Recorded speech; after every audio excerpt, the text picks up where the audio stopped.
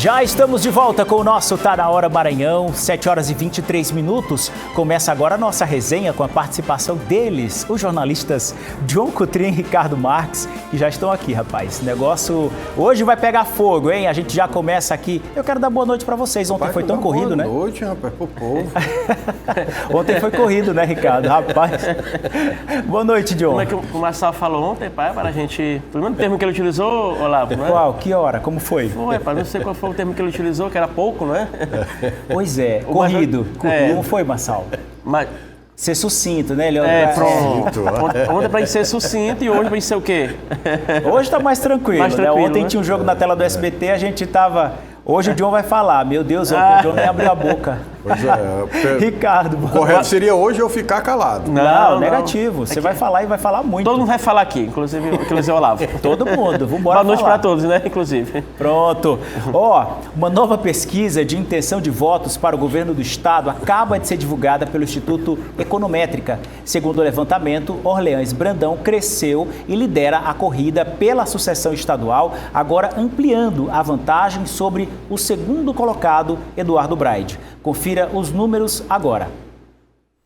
Na pesquisa deste mês de dezembro, o secretário de Assuntos Municipalistas, Orleans Brandão, apresenta crescimento e aparece com 34,7% das intenções de voto para o governo do estado.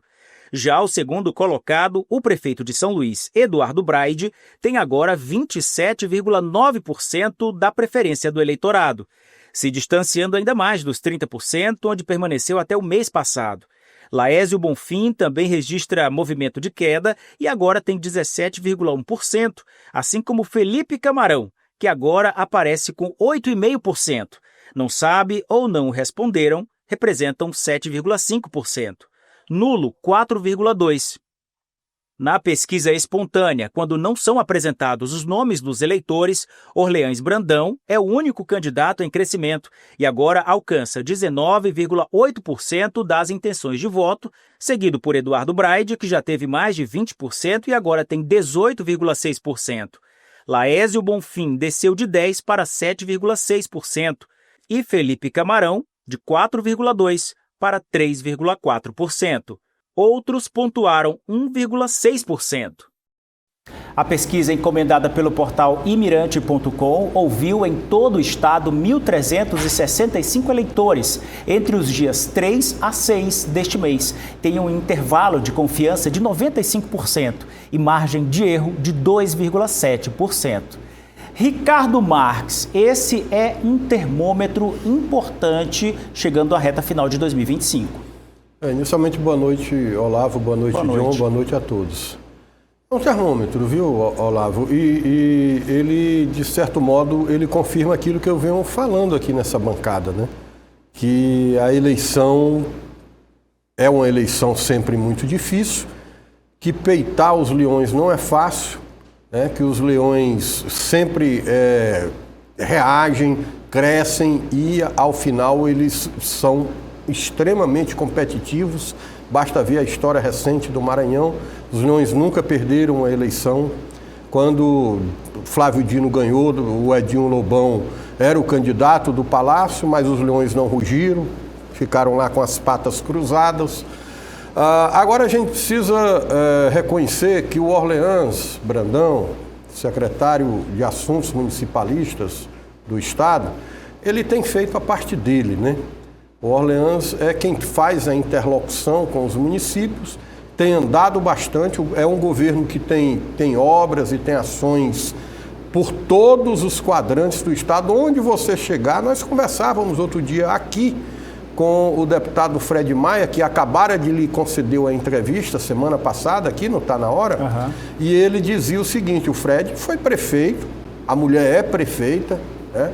E ele dizia o seguinte: olha, eu nunca vi um governo tão presente, com tantas ações, com tantas obras quanto esse do Carlos Brandão. E o Orleans, além de colher esse espaço, né, de visibilidade natural que o Palácio tem, ele tem feito a parte dele, convenhamos, né? No início não deveria ter sido fácil para ele, né? Quando chegasse a apresentar, era um mero sobrinho do governador Hoje não. Hoje está aí, ó, na pesquisa espontânea, aquela que não aparece o nome de ninguém, ele já lidera e é o único com crescimento, né? Isso mostra que ele está ficando conhecido e, mais que isso, né, que está ganhando a simpatia do eleitorado. Os Sarney foram os primeiros a compreender que a eleição do Maranhão, ela se decide lá fora, lá no interior. Não que o colégio da capital não tenha importância, tem. 14% do eleitorado maranhense está aqui na capital. Mas a capital sozinha não decide. Isso é histórico.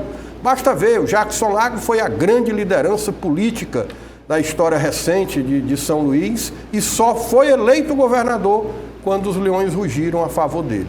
Ainda é cedo, tem muita água para correr ainda embaixo da ponte, mas o ano fecha com uma perspectiva muito positiva, muito favorável, digamos assim, à pré-candidatura do Orleans Brandão. John. Bom, é isso que o Ricardo falou, não é? O Orleans tem uma exposição bem maior do que todos os demais pré-candidatos. E principalmente no interior do Maranhão. Ele tem acompanhado as obras do governo, tem participado. O governador Carlos Brandão já vocalizou por diversas vezes que ele é o candidato. Por hora, não tem dúvida de que o candidato escolhido pelo grupo é o Orleans Brandão. E a questão ainda que envolve a possibilidade de um acordo ainda, mas isso ainda não está afirmado. O pré-candidato colocado nas ruas é o Orleans e isso, de certa forma, impulsiona, né? Injeta aí, de certa forma, uma visibilidade maior em torno do Orleans e o nome dele, naturalmente, vai crescendo. Vai se tornando mais conhecido e vai se atrelando o governo, a gestão do governo, a aprovação do governo, vai se atrelando também aí aos índices de intenções também de voto para o Orleans Brandão. Assim como ele pega também a aprovação, ele pega também a rejeição, né? Que também ele lidera o Orleans a rejeição, porque naturalmente a rejeição do governo também acaba atrelando para ele. Mas era natural, aí já se esperava que o Orleans crescesse. Diferente do Brandão, né? Começou com bem abaixo das pesquisas. Foi. Menos de 10, né? Menos de 10, depois que o Flávio Dino entrou na jogada, mas o Flávio Dino só entrou já no ano da eleição, né? Aí ele começou a crescer, ou seja, o que a gente vem dizendo, a aprovação do governo reflete na candidatura do nome escolhido por ele. Né? O Brandão, segundo a pesquisa, a última pesquisa divulgada, tinha Real Big Data, né? 66% de aprovação entre os 10 mais aprovados do país. Os 10 governadores mais bem aprovados e avaliados do país. O Brad, tem a questão do Brad, o Brad ainda não disse que é candidato, não é? Ele não fala, fica essa indefinição. E isso também reflete na mente do eleitorado. Não é? A gente não sabe se o Brad se o Brad não é candidato. Aqui na ilha, não é? Onde ele tem um trabalho reconhecido, as pesquisas apontam ele com mais de 80%, mas no interior, como o Ricardo disse, a eleição não se decide só na grande ilha de São Luís, precisa do interior do Maranhão. O Brad também já conseguiu avançar bastante no interior, ele é bem conhecido. Já ultrapassou aí o Estreito dos Mosquitos. Já ultrapassou o Estreito dos Mosquitos, já é conhecido em algumas cidades. Tem alguns aliados que trabalham por ele. E o governo, né, aí sabendo disso, tem tentado pegar todas as forças desses municípios. Falar com o Ricardo agora na rádio, tem região em que o governo está abraçando o prefeito, está abraçando o que ficou em segundo lugar e está abraçando a terceira força. Porque a gente sabe, né, que na política é assim, tem as disputas paroquiais locais, o prefeito que ganhou tem a ajuda do governo, vai apoiar o candidato do governo, aquele que perdeu, deve saber, rapaz, o governo está ajudando o prefeito, eu vou apostar em outro nome, se ele ganhar, ele pode me ajudar na próxima eleição. Mas o governo também tem tentado pegar essa segunda força e tentar pegar a terceira força. Aí é para abarcar toda a estrutura política, não é? Ou seja, é uma forma de também não deixar aí um vácuo para o Brad ocupar em relação de apoio político no interior do estado, mas sabe que sempre vai ter alguém lá que não vai estar junto com o governo, vai querer apoiar uma candidatura diferente, não é? Mas ainda indefinido o cenário, não se sabe se o Brad vai sair, o candidato ou não vai, mas eu sempre digo que independente de qualquer coisa, a eleição do ano que vem vai ser difícil, vai ser disputada. O Brad sendo candidato vai ser uma eleição super disputada. Se não for o Brad, vai ter o Laércio também, que vai ser uma eleição também disputada. Mas, importante dizer, tem esse histórico do apoio do Palácio, da Pata dos Leões.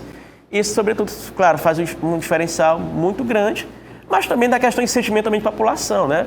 Muitas das vezes, se o adversário conseguir implementar o sentimento de mudança, essa coisa toda também, pode influir na eleição. E só para corroborar aí com esse entendimento do John, viu, Olavo? Além de todos esses argumentos que o John usou para qualificar a próxima eleição como muito disputada, e eu concordo, será extremamente disputada, ainda tem um elemento que o John não citou, né? A polarização presidencial, né, que também vai ter muita influência na eleição estadual. Exatamente. O que vocês falaram aí, eu estou junto do pessoal de casa, só observando pelo menos 5 pontos importantes. Sim. Não vou lembrar todos de cabeça, mas popularidade do prefeito Eduardo Braide, que inclusive em pesquisa recente chegou a pontuar mais de 90%, 95% de aprovação na capital, ou seja, não é brincadeira, né? Uma aprovação muito boa. A questão do Laésio, que a gente não pode, as pessoas não podem subestimar, também é um peso. E a questão do interior do estado, o nome do Orleans também levado aí no interior do estado, que era também algo que a gente já percebia, o clã Sarney fazia muito bem, não é, Ricardo? De pegar a primeira via, a segunda via e a terceira, unir todo mundo, né, em torno da candidatura, algo que vem acontecendo, segundo o John aí, também tem outros 2 ou 3 pontos importantes para serem analisados. Eu lembro que lá em Caxias a turma se matava nas eleições locais, vinha roseando na reeleição para o governo, estava todo mundo piadinho no palanque pedindo voto para Branca. Sou de Presidente Dutra e lá também era a mesma forma, por isso que a gente fala com propriedade, porque desde a minha adolescência, juventude, lá em Presidente Dutra eu via esse movimento político muito parecido, assim, né, de união de todas as forças. Municipal, cada um para o seu lado, mas quando era para o governo do estado, estava todo mundo ali junto. É isso. Vamos girar aqui com a pauta. Isso ainda vai render, viu? Comentários para os próximos dias. Muita coisa ainda vai acontecer. Só para dar um exemplo, pega lá Pedreiras, quando o governador colocou o Cascaria junto com o Fred Maia. Sim. Para almoçar todo mundo junto. Depois ele brigar lá na Assembleia, né? Mas lá está todo mundo junto, né? Sai faísca. O Fred disse que não quer mais o Cascaria almoçando na casa dele, não. O Fred não quer Cascaria almoçando lá, não. Vai dar cascaria. Vai dar cascaria. Olha, senhores, vamos girar aqui porque, vou te dizer um negócio. Vamos girar aqui, depois do presidente da Câmara de São Luís arquivar o pedido de cassação do prefeito aqui da capital, Eduardo Braide, um novo pedido foi protocolado na Câmara. Este segundo segue o mesmo rito ou tem algo novo, John? É isso aqui, Ricardo. Foi para o Tribunal de Contas, não é? Foi apresentado ao Tribunal de Contas do Maranhão e ao Ministério Público do Maranhão. E acusa o prefeito de descumprir aquilo que a gente já falou aqui, aquela lei municipal que fixou o subsídio. Em 38 meses estabeleceu um novo teto salarial para os servidores. Segundo o documento que foi apresentado ali ao Tribunal de Contas, do Ministério Público do Maranhão, a Prefeitura mantém o antigo teto, que é de 25 mil. E aplica descontos considerados ilegais, apesar da lei já ser declarada constitucional. Bom, importante dizer que para a Câmara ter, por hora, arquivado aquele pedido, o Paulo Vitor se baseou ali dizendo, né, de que ainda não tinha uma definição aí do STF, da Justiça, e eles poderiam cassar o prefeito e depois, caso a Justiça, né, desse uma decisão favorável ao Braide, como é que ficaria? Teria que voltar atrás? Bom, acho que a própria Câmara também encaminhou isso para o Tribunal de Contas e para o Ministério Público. Para que houvesse aí um parecer deles também, Olavo e Ricardo, uma opinião acerca desse pedido de cassação do prefeito Eduardo Braide. Volto a dizer que, na minha avaliação, não se sustenta esse pedido de cassação do prefeito Eduardo Braide. Também corroboro com o entendimento do presidente da Câmara, que é o Paulo Vitor, né? Entendo que sim, é preciso aguardar, porque o prefeito recorreu novamente para o Tribunal de Justiça. Há uma discussão também lá no STF.